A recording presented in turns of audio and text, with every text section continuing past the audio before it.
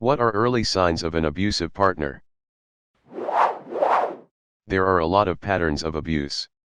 Some abusers isolate the people they are with so that they have no one to reach out to. They make the victim rely upon them, and thus the stakes of leaving or speaking out are the loss of the only person you have left. Some abusers make their abuse seem normal, and so they slowly raise the temperature to a boil, ever slowly increasing their worst behavior, and if the victim reacts negatively they lower the heat for a while and spend time acting like it was a one-time thing and they didn't mean anything by it and it won't happen again, but it will of course get worse. There is a pattern of abuse that is sort of like a yo-yo, where a person will do everything for you, make you seem special, bomb you with love, just give you everything you could dream of, and then slip some abuse in, and use the love they blasted you with as leverage. After all I've done for you, you would say, act like my abuse is the problem, can't you see that I care? If I didn't care I wouldn't have done this, etc. Like family dysfunction, abusers come in a lot of flavors. Sometimes abuse can just be periods of neglect and normalizing a coldness towards the other person and downplaying any of that person's needs. It takes a lot of work to keep a relationship healthy, and even people who are not generally abusive can in combination create a pretty unhealthy situation long term. It is helpful, I think, to consider some of the signs of a stable relationship to know what an unstable one might be. Stable partnerships are two independent people, who act with compassion towards their partner, but often not just towards their partner. They have a circle of people they care about, they have friends and family that would vouch for them in a healthy way. Both people in the relationship allow room for the other person to be who they are, there is respect for boundaries, there is consideration for the consequences to their actions. A relationship that can thrive grows at a moderate pace often. It is a small flag if a relationship grows too quickly. Oftentimes a healthy relationship requires both partners to be able to admit having been wrong after some reasonable length of argument or disagreement. They are capable of apologizing and tending to any emotional harm that can happen in an argument. Both people are willing to put work into the health of the relationship and the health of the other, but not generally at a sacrifice of their own, especially at the beginning of relationships. That relation changes a lot, I feel, when people have been together for a very long time. Those are just general things. Not everyone has learned to be good at some of them, but you want to be with someone who is willing to learn how to be those things, willing to put work in on themselves in that way. Even more subtle, overriding your opinions. My ex would literally say, "You don't want that, you want this," when doing things like choosing off a menu at a restaurant or picking out an outfit to wear. It was so subtle I didn't really pick up on it as a red flag, but as time went on, I realized how it was a way of denying my autonomy, setting me up for attempts at greater levels of control. Edit: 50% of the replies agreeing that this is subtle and 50% thinking they would know better. Folks, abusers know how to test how far they can push things before you catch on. My ex never tried to override things I felt really strongly about. But like, ordering in a restaurant? I don't really gaf, so maybe they're right and I will like something else better? Might as well try. And that's how you fail to observe what in retrospect was a red flag. I work at a cafe and I saw this happen once. It was subtle, but a couple came in, a big tall guy with a smaller girl, and she was ordering her salad and I asked her what dressing she wanted. She seemed sort of shy, so it was hard to hear her, but she chose a salad dressing and her partner immediately stopped her and said, "No, no babe, you won't like that one, pick something else, you don't know what you like as well as I do." I was shocked. Edit: a detail someone said I should include: after her partner said that to her, she said, "Oh, okay," and gave a nervous laugh. Yeah, this one is an absolute mindfuck. Had me questioning my every word and action. It was so indescribably exhausting. If something hurt my feelings, then I was being a self-centered bitch and a crybaby. I also got thrown to the floor by my hair for trying to stop him hurting himself. It of course wasn't his fault. I knew he had PTSD and I just shouldn't have come up behind him. Guess I should have let him continue smashing his hand with my frying pan. WTF Brad, who even does that? I also tried to break up with him so many times I lost count, but it always got turned around as me abandoning him because of his mental illness. So yeah, adding another red flag. If they won't let you break up with them, fucking run. I had a friend whose ex-husband did this to her. Her response was to immediately call him on his bullshit and press him. She told him, "Look, one of two things is happening, either you really are suicidal or you're trying to make me feel bad for you because we're breaking up. If it's the second one, you're being a dick.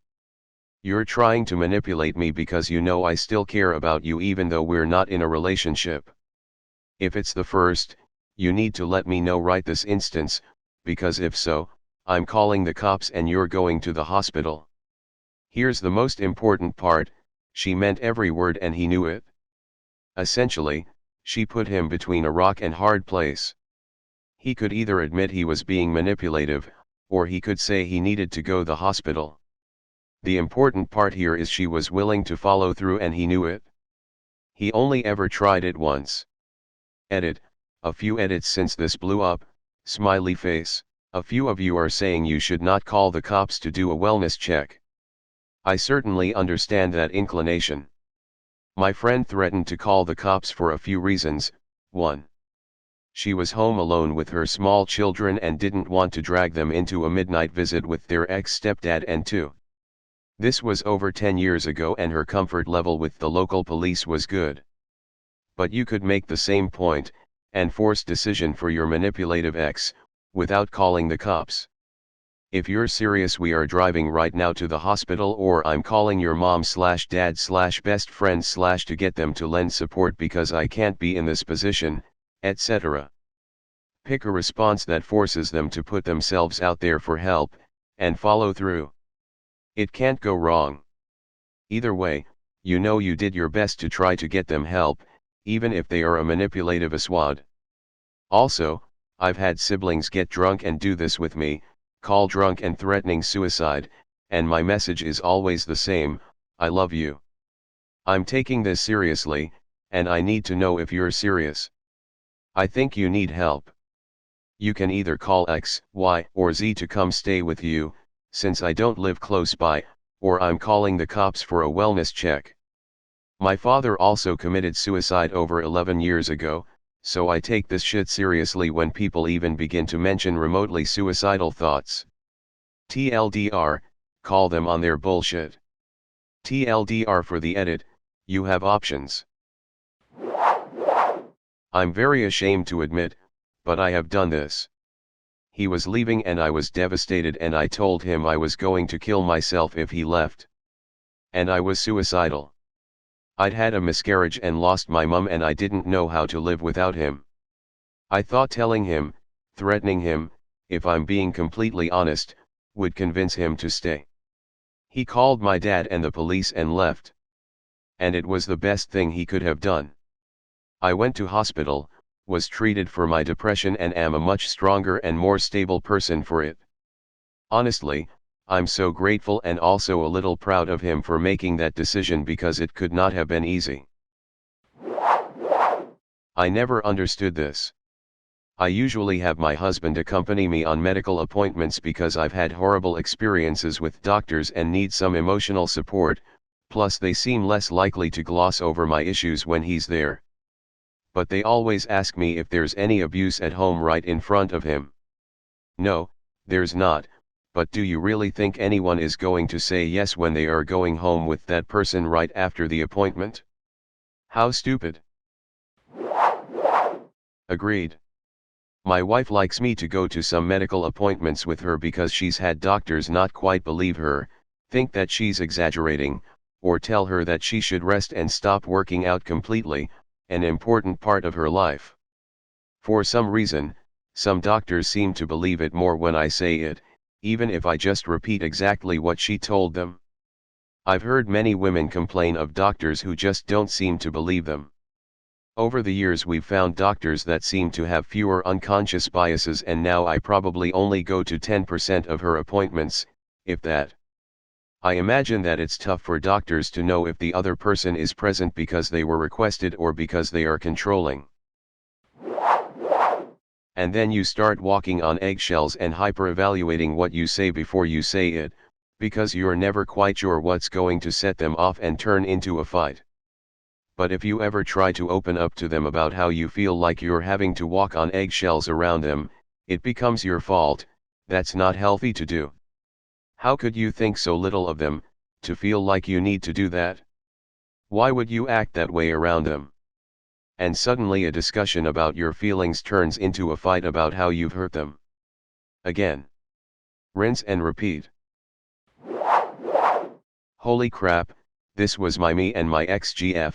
Every single time there was a disagreement, nearly always about how I was treating her, and just about every 2 to 4 weeks. She would insist I open up about how I felt, and it would get spun into how I'm wrong to feel that way because I routinely do blah blah to her. Then I stopped opening up and she wondered why, and I told her, because I have to walk on eggshells, and when I'm honest, it gets spun around on me. I finally got so exhausted pushing a boulder up a hill, I just had to step aside and let the boulder roll away. Begins with subtle attempts to control you. They may even make you feel special, as if they really care. The next stage is often less subtle attempts to demean your friends and slowly cut you off from them. Of course, it's cloaked in claims of loving you so much that they want what's best for you and that your friends aren't good enough for you. At first, any attempts to resist are met with played-up hurt feelings by the abuser and claims that you don't love them enough. It eventually evolves into verbal and emotional abuse. By the time the physical abuse cycle begins, it's often too late to emotionally extricate yourself from the relationship. This one needs to be way higher up. I had an ex like that who essentially guilt-tripped me into a relationship and into staying by saying that I will be his last chance and that if we don't work out that he'll give up on love, which is the one thing that makes him happy, and that he'll live the rest of his life miserable and waste away, which in my ears sounded even worse than just him threatening suicide. And to add on to that, if they disrespect boundaries you set. I told him that I was not comfortable with sexual comments and innuendos and advances due to recent sexual abuse, and he continued to make them every single day. And when I called him out on it, he'd turn around and call himself the worst person on the planet, and how he shouldn't be alive, how could I be with him, blah blah blah, basically talk himself down so much that me being like, hey, you know, could you maybe not do that cause it makes me kinda uncomfortable, sorry, turned into me talking him down from his self-deprecating rant for the next 2+ hours, telling him he's a good person and that he didn't do anything wrong. My ex very slowly made it impossible to see any friends that weren't his, and I rarely saw my family. I didn't realize what was happening while it was happening. He also had to know where I was at every moment. I didn't realize how abusive the relationship was until I started dating someone new.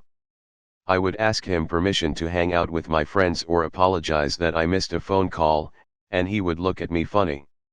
You don't need to ask me every time you want to do something. It took a couple of years to break those habits. And now I'm fully other side of the spectrum.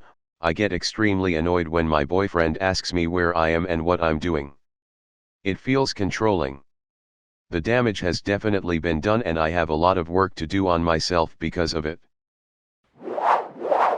If someone is real determined, they can take psychological issues you already have under control and whip them into a breakdown over and over. Make it worse and worse until you can't even feel the warmth of the sun. Push you until nothing is good anymore. Then all their behaviors seem the same. Everything seems the same. There's no more crazy meter because you know you're the crazy one. Nothing hurts and nothing feels. You don't trust yourself because the crazy obviously came from inside. It's the same old problems. You start thinking he's right, you must not be hearing yourself well, maybe you are yelling. Maybe you are losing stretches of time where you rage like he does. Then you talk to the neighbor. She only hears you crying and begging for your life. It's gargantuan hard to yank your mind around in that instant. His voice says that you're being dramatic, looking for attention, trying to prove you don't need to change by getting people on your side. But the crack is there. Some part of you heard her fear for your life. You tell the neighbor there are some problems but that you'll be okay. And you believe it. You don't see the bruises that haven't left your face yet. You don't recognize that this is the first time she's seen you outside in a week and a half and all your plants are dead. You don't know that you've dropped into a dissociated state and you're just waiting to die. This is exactly what happened to a past friend of mine. I'm not trying to up your own story with a different one, though if that ends up coming across, I'm sorry, I'll remove it. Just wanted to share a story that you reminded me of. Her partner was extremely emotionally abusive, and was frighteningly good at what he did. He also gravitated towards her because she had bipolar disorder, proper treatment for which is hard to find in the country I live in. I met her by accident in a bar while she was watching him trying to pick up an unconscious woman he was drinking with and take her to a taxi. He was thrown out by the bar owner who saw a rape in progress and put her foot down. She told me he was at the stage of bringing people home to sleep with while she was in the same room, and she'd sleep on the sofa. He'd already separated her from friends and family.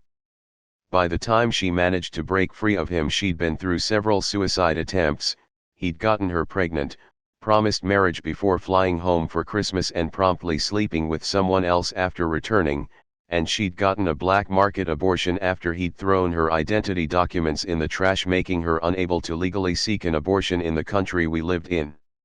She'd suffered complications as a result of the illegal abortion and might struggle to get pregnant again in the future. Though she disappeared from my life shortly afterwards and in no way whatsoever had a positive outcome, I'm glad she managed to get away from him at least. We supported her as much as we could, but there was only so much friends could do when he had her wrapped so tightly around his finger. He used her bipolar disorder as his main control, locking her out and ignoring her when she was in dark times and horrible depression, then using her positive mood periods to pull her back, apologizing, crying and begging at her feet for her not to leave. She'd often black out in clubs during the worst periods, wake up somewhere unfamiliar minus her ID and money, vanish off all our social radar, and he'd just ignore her. After all, she'd be waiting outside the apartment door one way or another. I'd heard stories of terribly abusive people before, but that was the first time I'd seen a real, truly evil person. From his own words, if she died one day then he'd just be minus a difficult person in his life. If she stayed around then he wouldn't have to look so hard for sex. Makes me feel ill just typing it. My ex was exactly like this. I was always at fault, be it in actions, or an emotion elicited by an action. Whatever it was my problem and I was loading it onto his back, so I was blamed for all of it. You are offended I called you a lazy bitch? How dare you make me feel bad about myself? It is your problem that you feel hurt. Not mine. You shouldn't even be hurt because it is simply the truth. You are too tired to cook after working 10 hours. Fuck you, you don't care about my needs, you only care about yours. What do you think I've been doing all day? I work way harder than you. You need to pick up the slack and pull your weight. You don't like being woken up in the middle of the night for sex because I had a wet dream. You are a lazy, ungrateful piece of shit that doesn't care about my needs. If you cared about me, you'd have sex with me right now. You selfish, lazy, whore. It goes on, it was not pretty. Yes. When I was trying to figure out if my relationship was abusive, hint, if you're ever asking yourself this question, just get out, I didn't think he was isolating me, I could still see my friends and family, and did often. But then I realized I was always having to pick between them. He hated my grandparents. He hated my parents. My mom was a bitch. He didn't like my siblings, they were boring. He didn't like my friends, they were boring. So anytime I'd want to spend time with my family/friends, I was having to choose between seeing them and seeing him. Major holidays, family get-togethers, friends coming in town, it was almost always him or them. And if he would go, he would find a way to make the experience unenjoyable. And as far as the subtle criticism, I want people to know that jokes count, it's not just serious statements. Making mean jokes about the way you look, or act, or your preferences, etc. And if you ask them not to make jokes like that anymore, an abuser will tell you it was just a joke, you're being too sensitive, and will continue to use the jokes as ammunition. A healthy partner will not do this.